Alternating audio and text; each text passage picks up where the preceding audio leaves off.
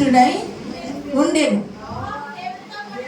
నోవాహు దేవునితో కూడా నడచినవాడు. చూడండి, ఇక్కడ నోవాహు యొక్క జీవితాన్ని మనం చూసినట్లయితే నోవాహు నీతిపరుడుగా ఉన్నాడు, నిందారహితుడుగా ఉన్నాడు. ఎంతో మంది ఎన్నో విషయాలు అతనిని మాటలు అంటున్నా సరే ఆ మాటలను అనిపించుకునే అంత నింద వేసే అంత విధానం అతనిలో కనిపించలేదంట. అంతేకాదు కానీ ఆయన తన తరములో నిందారహితుడుగా ఉన్నాడు.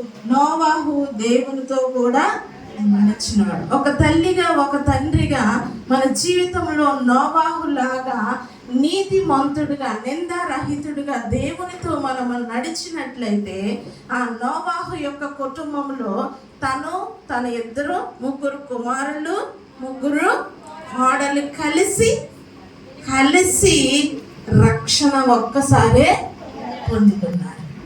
అంతేకాదు కానీ వారితో పాటు సమస్త జీవరాశుల్ని కూడా వారు కాపాడగలిగారు.